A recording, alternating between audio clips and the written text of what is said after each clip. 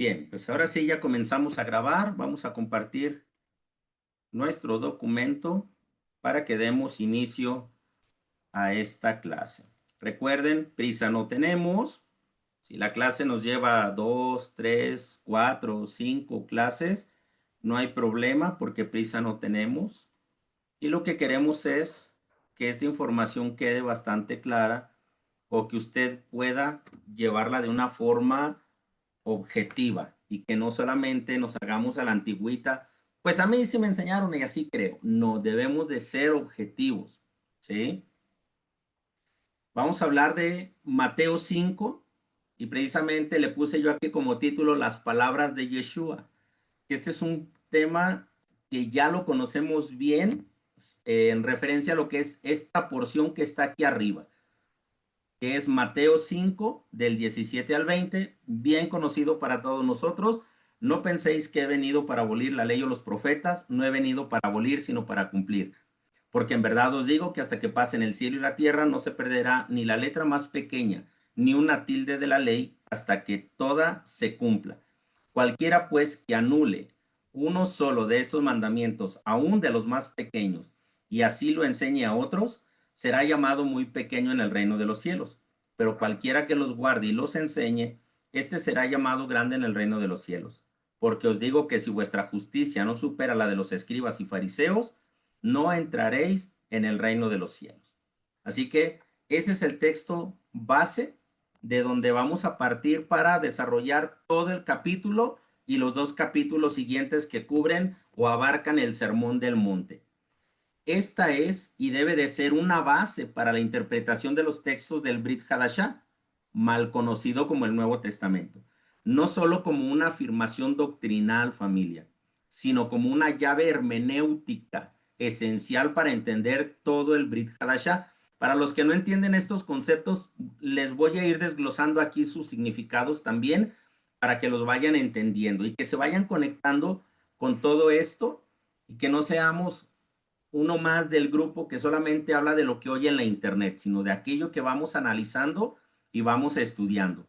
El Brit Hadashah no se puede entender separado de la Torá ni de los profetas. Toda palabra de los apóstoles está anclada en la revelación previa. Crear una interpretación separada es desarrollar doctrinas y posturas religiosas dañinas que crean división y odio en medio del pueblo de Israel, algo que históricamente ya lo conocemos porque es lo que ha sucedido. Hubo una separación en el mundo espiritual o en el mundo religioso más bien acerca de lo que era la Torah o el Antiguo Testamento, como lo llaman todavía muchos, incluso aquí, creyentes en el Mesías, muchos lo llaman todavía el Antiguo Testamento y el Nuevo Testamento. Bien, este fue una división que causó mucho daño en el pueblo. ¿Cómo sabemos que causó mucho daño? El cumplimiento no es solo pasado, sino continuo. Esto tiene que ver con la resurrección, la intercesión celestial, el retorno, todo lo que tiene que ver con el cumplimiento de la Torá, pero desde la perspectiva del Mesías. Esta perspectiva mantiene activa la relevancia de las mitzvot, aun cuando algunos estén suspendidos. Hay mandamientos que no podemos cumplir, están suspendidos porque no hay templo, ¿sí? Entonces vamos a ir viendo todo eso. Entre los siglos II y el siglo V de la era común, comenzó a consolidarse una interpretación errónea que proponía que la gracia traída por el Mesías reemplazaba la Torá en lugar de cumplirla y exaltarla. Esta visión, influenciada por corrientes helenísticas y alejadas de las raíces de Israel y del mensaje de Yeshua, provocó unos cambios interesantes. Primero les pongo aquí la nota para ver lo que son las corrientes helenísticas, ¿sí? Para que entendamos, porque luego escuchan estos conceptos en la internet también y ay, hablamos de idolatría y de muchas cosas, pero en realidad no sabemos a lo que se refiere. ¿Cuáles son las principales corrientes helenísticas? Aquí solamente hay 5, hay otras, pero son 5 que se han visto muy involucradas con el tema del estudio de la Biblia, ¿sí? La primera corriente es el epicureísmo o epicúreo, fundador Epicuro, dice aquí, Epicuro. Su enfoque central fue la búsqueda del placer moderado y la paz interior. ¿Cuáles fueron sus rasgos distintivos? Clasificación de deseos, vida sencilla y evitar el dolor. Esto es parte del helenismo y parte de mucha doctrina religiosa hoy en día en las diferentes comunidades, incluso dentro de los que somos Israel, por medio del Mesías Yeshua. La segunda corriente helenística es conocida como el estoicismo, y aunque es muy buena, pues es para que veamos también su conexión. ¿Quién es el fundador? Zenón de Sitio. ¿Cuál fue su enfoque? Vivir conforme a la razón y aceptar el destino. Este fue un hombre que desarrolló algo que a la fecha sigue ayudando a muchas personas a motivarse en el aspecto personal. ¿Cuáles son los rasgos distintivos del estoicismo? El autocontrol, armonía con la naturaleza y virtud como bien supremo. Después tenemos una tercera, que es el escepticismo. Su fundador fue Pirrón de Elis y su enfoque era duda constante y suspensión del juicio. Los rasgos distintivos eran la ataraxia, que significa serenidad, cuestionamiento del conocimiento. Y esto es algo que está muy fuerte hoy en día. Duda constante y suspensión del juicio. Estas dos áreas son muy notorias en diferentes corrientes religiosas. Duda de todo, no te preocupes por el juicio porque ya hoy todo está pagado. Por eso se le llama helenismo, porque buscaron conectar estas culturas griegas junto con la fe hebrea. Entonces trajo grandes problemas el helenismo. Y la siguiente es el cinismo. ¿Quiénes fueron sus fundadores? Antístenes y Diógenes. Su enfoque de ellos fue el rechazo de las normas sociales y la vida austera, también parte de lo que predomina en muchas líneas religiosas. ¿Cuál era su rasgo distintivo? Autosuficiencia, desprecio por la riqueza y el poder. Otra de las áreas que también han afectado a muchos que piensan que desarrollarse económicamente, crecer o tener bienes, no le es grato al Eterno. Pues desde ahí viene toda esta contaminación y todo esto que provocó las corrientes helenísticas. ¿Cuándo comenzó a suceder todo esto? Cuando se alejaron de las raíces de Israel, de su fundamento. ¿Qué fue lo que provocó? Provocó tres cosas. La primera, una ruptura teológica profunda entre la identidad de los creyentes en Yeshua y el pueblo de Israel. Esa fue una ruptura que generó mucho daño en el pueblo. Y fíjense qué importante, esto fue en el siglo II al siglo V. O sea, estamos hablando del año 200, entre el año 100 y el año 200, hasta el año 500, entre la era del 500 y del 600, después de Cristo, después del Mesías. Entonces, ahí ya hubo grandes conflictos. Todo esto vino a traer grandes problemas teológicos, porque esa fue la segunda situación que provocó el surgimiento de una teología de reemplazo, que afirma que la iglesia gentil había sustituido a Israel como pueblo escogido. Y la tercera cosa que provocó el helenismo o este tipo de separaciones fue la desconexión progresiva de los creyentes con las mitzvot, las festividades bíblicas y la comprensión profética de la Torah. Toda esta ruptura teológica entre gracia y Torah afectó profundamente la interpretación del Sermón del Monte de Mateo 5, especialmente en tres niveles que son hermenéutico, identitario y ético. Ahorita les explico aquí abajito qué significa eso de hermenéutico, identitario y ético, ¿sí? Para que también lo puedan tener. Entonces, hasta aquí vamos viendo, familia. ¿Por qué estoy empezando con esta introducción? Porque necesitamos saber dónde surgió toda esta ruptura y qué lo provocó y en qué época. Y que no nos dejemos envolver por lenguas muy, muy hábiles para convencer a las personas y principalmente cuando solamente estamos parando orejita a ver qué nos endulza más. Hay gente que no va a cambiar porque no busca lealtad ni honor al rey. Lo que está buscando es solamente sentir satisfacción emocional. Entonces, nosotros tenemos que definir muy bien si solamente estamos buscando emociones o si estamos queriendo conocer, desarrollarnos como un verdadero pueblo que vive bajo una misma Torá y bajo un mismo Mesías.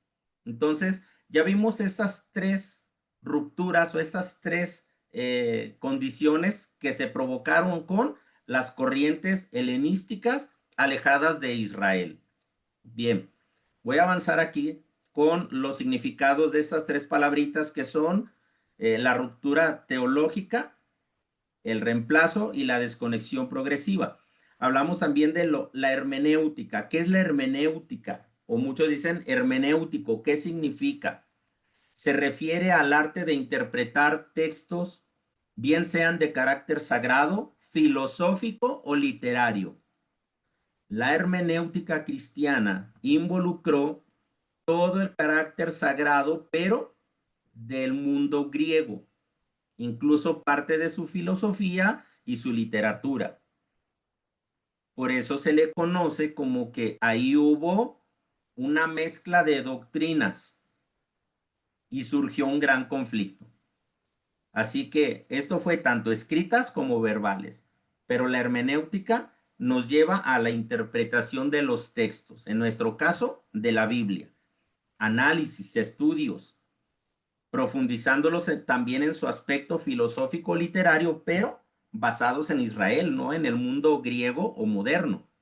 La hermenéutica tiene sus orígenes en la antigüedad. Diversos pensadores se concentraron en la tarea de interpretar los textos o escrituras sagradas a fin de diferenciar la verdad de lo espiritual y esclarecer aquello que resultaba ambiguo o poco claro. Y algunos de ellos fueron Filón de Alejandría, Agustín de Hipona, Martín Lutero, entre otros. ¿Sí? Ahí todos ellos fueron parte de lo que ayudaron a entender lo que es la hermenéutica para la Biblia, que se le conoce como la hermenéutica judía, Pardés, que es el que nosotros estudiamos más. ¿Sí? Dice aquí, sin embargo, en la Edad Moderna, fue en la Edad Moderna que los estudios en torno a la hermenéutica tomaron mayor forma tras las contribuciones del filósofo Friedrich Schleiermacher, considerado como padre de la hermenéutica. Entre sus principios propuestos destaca la idea de comprender e interpretar el discurso tal cual lo expone el autor y luego propone una interpretación aún mejor que esa. Esto, familia, muchos de los que enseñan es lo que están haciendo sin saber. Uy, mira, entonces qué revelación tan profunda nos dio Dios que nosotros ya lo estamos haciendo sin saber. No, familia, esa no es la revelación del Ruach. Esa es la ignorancia de nosotros queriendo hacer las cosas a nuestra manera.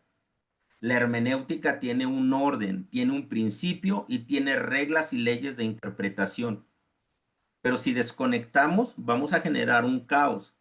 ¿Qué es lo que sucede ahora?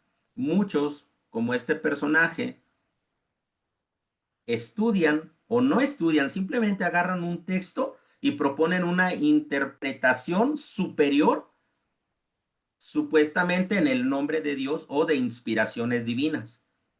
Eso ha traído grandes conflictos a nuestra era y como creyentes en el Mesías sigue causando rupturas. Por eso es importante que tengan esta información.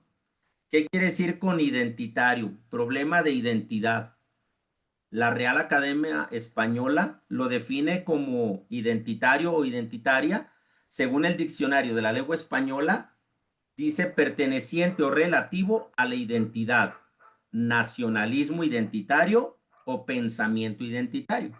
Entonces, cuando estamos hablando de estas tres cosas que se ocasionaron con el helenismo y esta separación, estamos hablando de que se separó la identidad nacional y el pensamiento nacional de Israel con un pensamiento externo, pero que tomó fundamento de la Torá. ¿Cuál fue? En cuestión a lo ético. La ética, como ya lo hemos visto, la palabra ético se refiere a una disciplina de la filosofía que estudia el comportamiento humano en relación con las nociones del bien y del mal, así como los principios morales que guían nuestras acciones. En este sentido, la ética analiza los conflictos morales y proporciona un marco teórico para tomar decisiones sobre cómo actuar en situaciones éticas. Cuando desconectamos la ética de la Torah y del Brit Hadashah, vamos a ocasionar conflictos y problemas que ya se vienen arrastrando desde el siglo II y III. No es algo nuevo.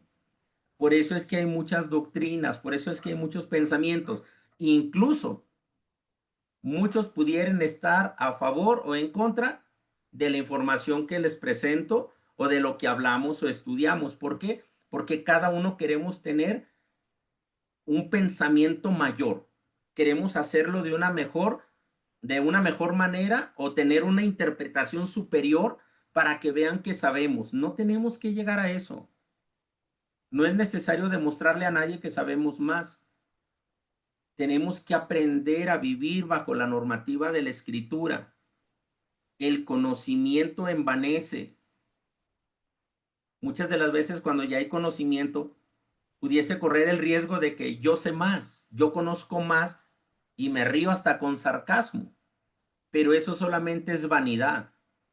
Entonces tenemos que empezar a conectar las cosas porque de lo contrario seguiremos nadando en aguas turbias que nos van a seguir haciendo daño. ¿Sí? Primero dijimos que había una distorsión hermenéutica del cumplimiento de la Torah. Vamos a ver cómo fue eso.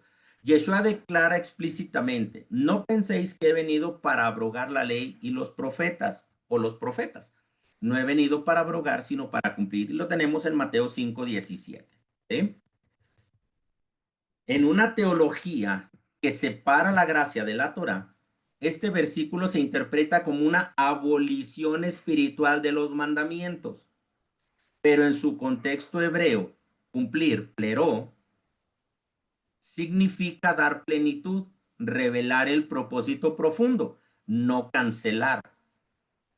Esta separación llevó a leer el Sermón del Monte como un nuevo código ético cristiano, desvinculado de las mitzvot y del pacto con Israel. Y eso es interesante. ¿Sí, sí queda claro? ¿Sí se va entendiendo dónde surge esta ruptura y cómo se va ocasionando y lo que va ocasionando? Sí. Bien, muy bien, familia. Amén. La segunda cosa que ocasionó, desconexión de la identidad mesiánica. Muchos se asustan con el nombre mesiánico. Todo creyente en el Mesías es mesiánico. ¿Cuál es el problema? Que hay una línea que se conoce como judío mesiánica. ¿Ya tienes algo? Como judío mesiánica. Y le tienen tanto miedo porque dicen, ay, es que esos judíos mesiánicos leen el Talmud y la Kabbalah y hacen eso y aquello y se asustan. Y entonces mucha gente por ahí los señala y los trata mal. No es correcto. Cuando alguien dice que es mesiánico, es porque cree en el Mesías. Pero debido a todas las corrientes que han surgido hoy en día, porque no queremos sujetarnos al diálogo y a la construcción de mesas donde verdaderamente estudiemos y canalicemos la información, entonces hay una separación hasta en el puro nombre. Cada uno quiere tener su propio nombre con miras celestiales. Entonces, esta desconexión de identidad del Mesías con Israel en el Sermón del Monte está dirigido a discípulos que viven bajo el reino, y ese reino está arraigado en las promesas hechas a Israel. Al separar la gracia de la Torá, se crea una identidad gentil que excluye la continuidad con el pueblo del pacto. Esto afecta la comprensión de frases como bienaventurados los mansos, porque ellos heredarán la tierra, Mateo 5:5, que alude directamente a la herencia de la tierra prometida, una promesa hecha a Israel. Y aquí vemos la importancia de haber estudiado por 3 semanas anteriores, 3 clases anteriores, la gracia, la salvación y las mitzvot. ¿Sí se fijan cómo vamos conectando aquí, mis hermanos y mis hermanas? Hasta ahorita, ¿algún comentario? ¿Queda claro? Cuéntenme, por favor, los que puedan hacerlo, claro. Está claro. Está claro. Muy bien. Entonces vamos a seguir avanzando, ¿eh? Gracias, Elvira. El tercer punto es la redefinición ética sin fundamentos en las mitzvot. El sermón intensifica la ética de la Torá, no la reemplaza. Un ejemplo es, oísteis que fue dicho, pero yo os digo, en Mateo 5, 21 al 48. No es una abolición, sino una profundización del mandamiento. Sin la Torá como base, estas enseñanzas se convierten en ideales morales abstractos, en lugar de expresiones concretas de fidelidad al pacto. La separación teológica llevó a ver la ética del reino como espiritual y no como práctica y comunitaria, lo cual debilita su impacto transformador. Y mire cómo todo esto vino a traer grandes conflictos, porque hoy teníamos problema de identidad, teníamos problema para aceptar las fiestas, muchos tienen todavía problemas para aceptar las fiestas. En la fiesta de Yom Kippur, que es de ayuno, muchos la siguen considerando como que es algo que ya pasó, que no están obligados. ¿Por qué? Porque es parte de esa conducta que se ha venido desarrollando, esa separación de la gracia y la Torá trajo doctrinas que corrompieron el fundamento de la fe de los creyentes en el Mesías Yeshua.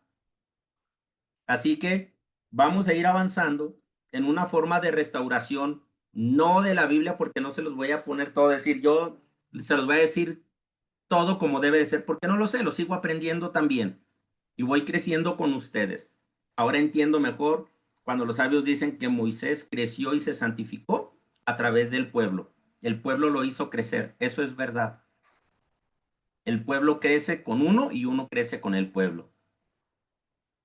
Y más cuando vamos entendiendo. Así que restaurando la lectura bíblica con un enfoque que une la Torah y la gracia en el Mesías, nos permite leer el sermón como una revelación del corazón de la Torah, reconectar la ética del reino con la alianza eterna y ver a los discípulos como herederos del pacto, no como reemplazo de Israel.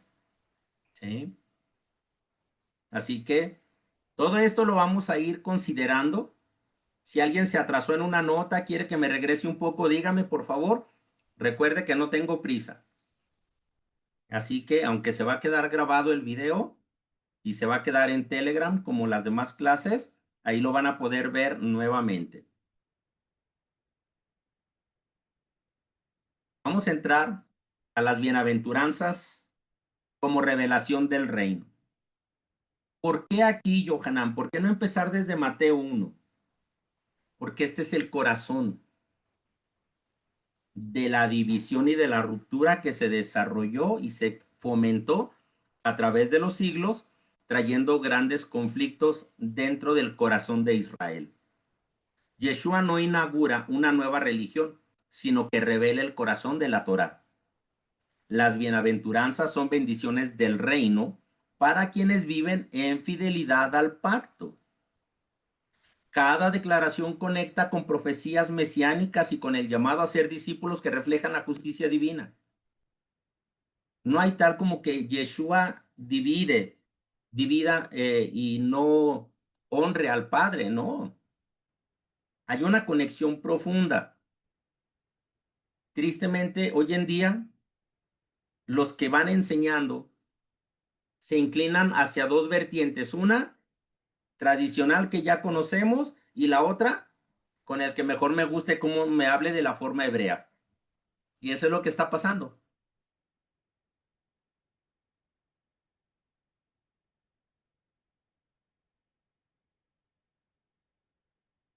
¿Cuántas bienaventuranzas hay en Mateo 5, familia? antes de que avance aquí. A ver, alguien que me diga cuántas bienaventuranzas hay.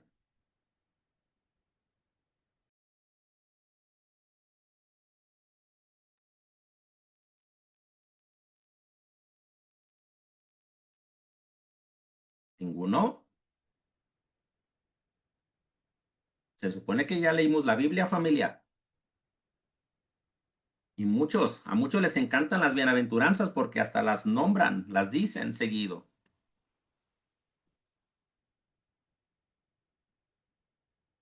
8, dice Noah. Muy bien. Vamos a ver. Revise su Biblia, si no me equivoco son 9. ¿Sí? Son 9. Bien, muy bien, Sarita. Yo marqué 8 por si me pasaban y veían 8, pusieran 8. Pero son 9. La última cubre 2. Entonces, hola Jocelyn.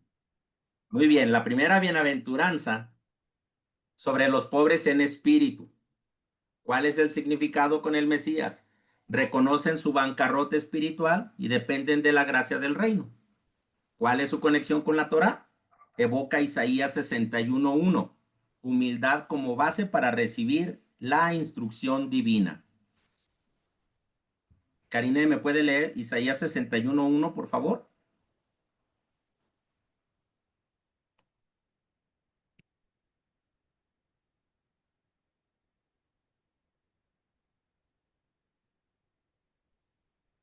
Amén. Dice, el espíritu de Adonai, el Señor, está sobre mí, porque me ungió Adonai, me ha enviado a predicar buenas nuevas a los abatidos, a vendar a los quebrantados de corazón, a publicar la libertad a los cautivos y a los presos, apertura de la cárcel.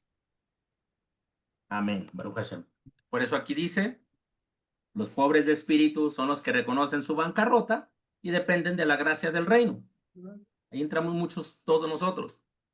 La número 2 es los que lloran, los que lamentan el pecado y la injusticia y esperan consuelo escatológico. El Olama va, en su conexión con la Torá, relaciona o está relacionado con el duelo por Jerusalén y la esperanza de redención. Zacarías 12:10. El primero que lo tenga me dice, por favor, me lo puede leer.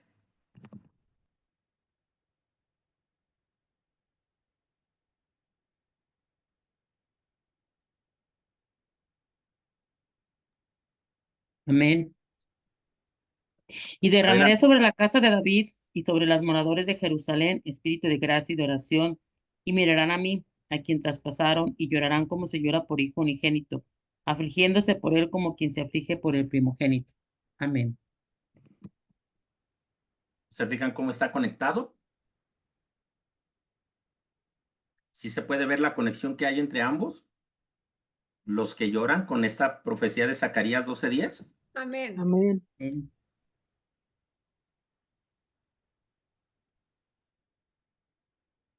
Luego hablaremos de las posturas tradicionales, los que lloran, los que sufren mucho, ay, por pobre de mí. No, está hablando del pueblo de Israel. ¿De cuáles está hablando Zacarías? De los que están por el duelo de Jerusalén y esperan la redención. La número 3 que nos habla de los mansos. Esto es, aquellos que se someten a la voluntad de Elohim sin violencia. Karine, por favor, Salmo 37:11. Amén. Dice, pero los mansos heredarán la tierra y se recrearán con abundancia de paz. Amén. Amén. Los mansos están relacionados con el pueblo de Israel obedientes al pacto. Los que se someten, aunque la palabra someter hoy en día está mal vista, es sinónimo de violencia o de agresividad, en el contexto bíblico cuando habla de esta sumisión, es de ser mansitos a la voluntad de Elohim sin violencia, no al quejumbrón, al que a pesar de que anda en pecado y reniega y todo, dice, pero aquí estoy. No, no se refiere a esos. Y el Salmo 37:11 nos lo deja muy claro. Y son conexiones que tenemos que entender que son solamente para un pueblo que se sujeta a los principios de Elohim. Por eso la Torá desde antes nos está diciendo, una sola ley habrá para el nativo como para el extranjero que quiera vivir como Israel o con Israel. La número 4, los que tienen hambre y sed de justicia. Son los que desean ver la justicia del reino manifestada, los que anhelan que esa presencia de orden divino se manifieste. Y está conectado con Deuteronomio 6:25 y Mateo 6:33. Pero Deuteronomio 6:25, ¿cómo nos dice de esta justicia como obediencia a la Torá? ¿Qué nos dice? Y tendremos justicia cuando cuidemos de poner por obra todos estos mandamientos delante de Adonai nuestro Rey, como Él nos ha mandado. Nuevamente, por favor, Karine, ese texto. Está tremendo. Y tendremos justicia cuando cuidemos de poner por obra todos estos mandamientos delante de Adonai nuestro Elohim, como Él nos ha mandado. Los que tienen hambre y sed de justicia. Mira la conexión que tiene. No es que Yeshua estaba estableciendo algo nuevo. Están conectados, familia. Las bienaventuranzas están conectadas con la gente del reino, con un pueblo que anhela la salvación, el rescate y la restauración. Yeshua no estaba presentando algo nuevo, estaba elevando la Torá. La número 5 dice, los misericordiosos. Roy, está Mateo 6:33 dice, mas buscad primeramente el reino de Elohim y su justicia, y todas estas cosas os serán añadidas. Ahí Bien, mismo. Baruch Hashem. Excelente. Están ahí los dos bien conectaditos, Deuteronomio 6:25 y 6:33 de Mateo, ¿cierto? Sí. Entonces, miren cuál es la importancia de que vayamos comprendiendo estos aspectos, familia.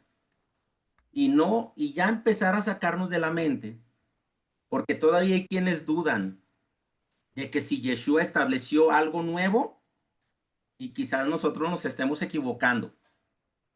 El Ruach de Adonai nos iba a conducir a toda verdad, así lo dijo Yeshua. El Ruach los guiará a toda verdad. Esta es una conexión que no podemos negar, porque está ahí. En cuanto a los misericordiosos, nos dice que son los que reflejan el carácter de Elohim al perdonar y ayudar. Y está hermosamente conectado con Éxodo 34:6. ¿Cómo dice ahí? Y pasando Adonai por delante de él, proclamó, Adonai, Adonai, fuerte, misericordioso y piadoso, tardo para la ira y grande en misericordia y verdad. Bienaventurados los misericordiosos, los que reflejan el carácter de Elohim al perdonar y ayudar a los demás. Aquel que no puede perdonar, aquel que es que me cuesta trabajo perdonar lo que me hicieron porque yo fui muy lastimado, muy lastimada. Familia, no está entendiendo la conexión de los bienaventurados en este punto. Porque los misericordiosos de los que está hablando Yeshua, recuerden que le está hablando a una audiencia hebrea, israelita 100%. Los misericordiosos, mandé. Los misericordiosos de los que está hablando Yeshua son los que están reflejando el carácter del Elohim al perdonar y al ayudar. Y luego tenemos la sexta, los limpios de corazón, los que buscan pureza interior, no solo ritual. Los que están buscando la pureza de su corazón, de sus acciones, de sus palabras, de sus pensamientos. Y nos conecta con el Salmo 24, versos 3 y 4. La pureza del ¿Quién, corazón permite ver a Dios. ¿Cómo dice Karine? quién subirá al monte de Adonai y quién estará en su lugar santo? El limpio de manos y puro de corazón, el que no ha elevado su alma a cosas vanas, ni jurado con engaño. Amén. Amén, amén. Levante la manita de aquí. ¿Quién había conectado esa bienaventuranza con ese salmo? Levántenme la manita. ¿Quién lo había conectado de esa manera? Armida, Baruch Hashem. Excelente. Muy bien. Sí, solo Armida. Muy bien. Abraham y Sarita dicen también nosotros. Bien, Baruch Hashem. Entonces, aquí tenemos una conexión importante, porque muchas de las veces las enseñanzas de las bienaventuranzas de Mateo se llevan separadas de la Torá y no se les hace una conexión donde se busca crecer desde el principio de Israel, desde el fundamento que son las mitzvot. Ahora, si nos pasamos a la número 7, que nos habla de los pacificadores, ¿quiénes son los pacificadores? Los que promueven la reconciliación en el reino. ¿Qué nos dice la lectura, Karine, por favor? Cuán hermosos son sobre los montes los pies del que trae alegres nuevas, del que anuncia la paz, del que trae nuevas del bien, del que publica salvación, del que dice a Sión, tu Elohim reina. Amén. ¿Se fijan? Los pacificadores no son los que andan allá buscando la paz en las Naciones Unidas. Son los que promueven la reconciliación en el reino. ¿Y cuántas veces no estamos peleando con posturas y creando debates para ver quién tiene la razón? Los pacificadores a los que se está refiriendo Yeshua son a los que promueven la paz y la reconciliación del reino. No los que lo dividen, no los que andan peleando para ver quién tiene la razón, diciendo que son los que tienen la verdad y porque Dios se los reveló. Mande, Carla. Ese puede estar conectado, bueno, pregunto, donde dice Juan, cuando Juan es hermoso los pies que anuncian el evangelio. ¿Qué es lo que nos conecta con Isaías? Lo Sí. mismo. Es lo que nos leyó Karine. Entonces sí, todo el Brit Hadashah, todo está conectado con el principio de Elohim. Todo, absolutamente todo. ¿Sí? Ahora, ¿cuáles son las últimas dos bienaventuranzas de Mateo 5? Las últimas dos están dentro de este mismo punto, que yo la tengo como 8. Vamos a ver aquí las bienaventuranzas. Los que padecen persecución y cuando por mi causa os vituperen y os persigan. Están conectadas las últimas dos bienaventuranzas. Ujú. Así que esto es los perseguidos por causa de la justicia o del reino. Perdón que le esté cerrando aquí la cámara, pero es necesario un pequeño ratito. Entonces, los perseguidos por causa de la justicia, que son los versos 10 al 12, son los que sufren por fidelidad al reino. Esos son herederos del pacto. ¿Qué nos dice la lectura, Karine? Y que el reino y el dominio y la majestad de los reinos debajo de todo el cielo sea dado al pueblo de los santos del Altísimo, cuyo reino es reino eterno, y todos los dominios le servirán y obedecerán. Amén. Amén. ¿A quién se le va a dar ese reino y ese dominio?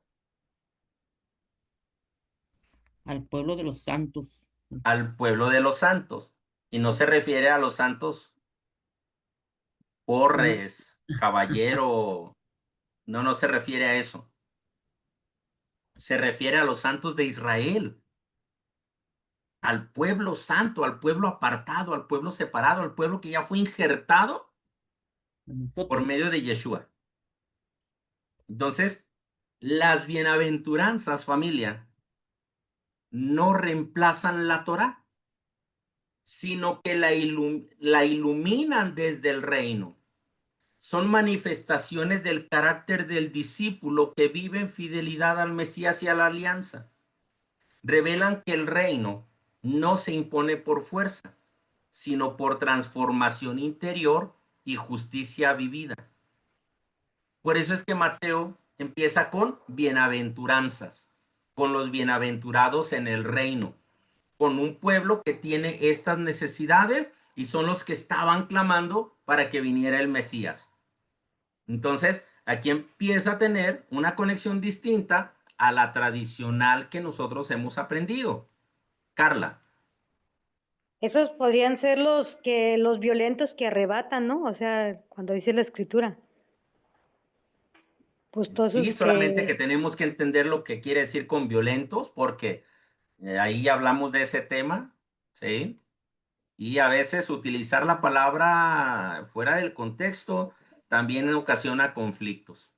No no, se pues no, o trata de sea, violencia, de se trata violencia, de ira, de enojo, sino violencia en guardar los mandamientos, en cumplir lo que está escrito conforme la palabra de Elohim. así es. Esa es la importancia. El uso de cada palabra tiene un efecto en nuestra mente y también en la mente de los oyentes. Entonces, por eso es importante que cada palabra que utilicemos, la utilicemos para conectarla, pero dándole su énfasis. Aquí es importante entender que esa violencia no se refiere a una violencia física que causa daño, sino a una violencia en nosotros mismos por hacer las cosas con energía, con dedicación, con pasión. Armida, adelante. Y estará bien la traducción al decir violencia, no será otra palabra. Sí tiene otra palabra, pero ahorita no la tengo, mis hermanitos, aquí al alcance. Oh, bien, gracias. Sí, es que creo que de eso, no recuerdo si hablamos la otra clase, la otra semana, pero igual se los investigo y se los pongo aquí en el grupo al ratito, ¿sí? Para ver esa palabrita específicamente. Y ahí se las mando. Bien, ahora, después de las bienaventuranzas, seguimos avanzando por Mateo y nos vamos a encontrar con el verso 13 al 16, donde nos habla de dos cosas importantes. Una es la sal de la tierra y la otra es la luz del mundo, no la iglesia, ¿eh? Estamos hablando de la escritura. Dice que es una extensión natural de las bienaventuranzas y bajo nuestro enfoque, que une la Torá y la gracia en el Mesías, este pasaje revela el rol activo del discípulo en el mundo. No solo recibe bendición, sino que se convierte en bendición. Y este es el propósito del Mesías. Vamos a ver ser sal y luz como expresión del pacto. Estas metáforas no son decorativas, son declaraciones de identidad y misión. El discípulo del reino vive la Torá con la fidelidad que preserva, ilumina y transforma su entorno. Y esto es algo que tenemos que aprender como discípulos del Mesías. Cómo vivir una vida de Torá con esa fidelidad que nos demanda, con esa perseverancia, preservando todos los principios, toda la historia, todo lo que son las fiestas, la conexión, cómo iluminamos y cómo damos a conocer que somos transformados para que eso transforme nuestro entorno. ¿Por qué nuestros entornos a veces no cambian? Porque no estamos siendo fieles, o porque no estamos siendo luz, o porque no estamos preservando y guardando cada una de las enseñanzas del Mesías, sino que continuamente las desconectamos. Y eso nos empieza a traer conflictos. Dice, vosotros sois la sal de la tierra. La sal preserva. Así como la Torah preserva la justicia y la santidad, el discípulo preserva los valores del reino en medio de la corrupción. Así como la sal preserva alimentos y otras cosas también, la sal nos ayuda a preservar, nosotros preservamos los valores del reino en medio de la corrupción. ¿Cómo es eso? En medio de los entornos donde vivimos. ¿Cómo preservamos las prácticas y los principios bíblicos? La sal le da sabor. El cumplimiento de las mitzvot da sentido y sabor a la vida comunitaria. Sin ellas, la fe se vuelve insípida. Es una forma muy sencillita de entenderlo, pero que nos ayuda a comprender que no es solamente buscarle 5 pies al gato, es buscar la conexión con la escritura. Por eso Pablo partía desde la Torá y los profetas para presentar al Mesías. Nosotros tenemos la misma responsabilidad. ¿Cuál es la advertencia que Yeshua puso en cuanto a la sal? Si la sal pierde su sabor, o sea, su fidelidad al pacto, pues se vuelve inútil. Y esto refleja la responsabilidad del creyente de vivir conforme a la alianza. Si nosotros decimos que no estamos obligados a cumplir las mitzvot, esa es una ruptura del pacto. Rompe completamente con lo que es el pacto. Y ahí entramos en un conflicto. A ver, aquí me mandaron la palabra griega, perdón. A ver si la puedo abrir aquí, sin que me vaya a cerrar algo más.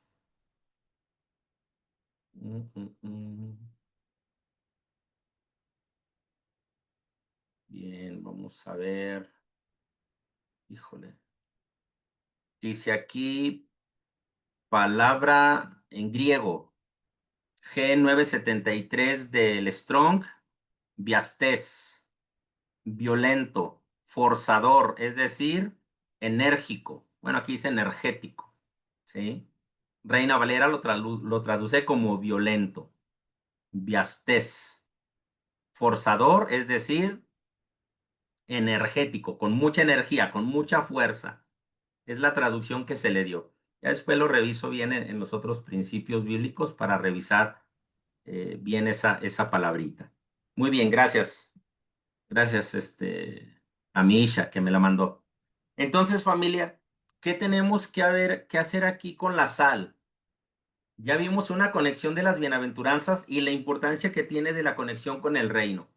Y ahorita vamos a terminar aquí con este principio de la sal, porque la advertencia es si pierde su sabor. Eso quiere decir que como creyentes podemos perder la responsabilidad que tenemos de vivir conforme al pacto. Y eso va a traer consecuencias a nuestras vidas.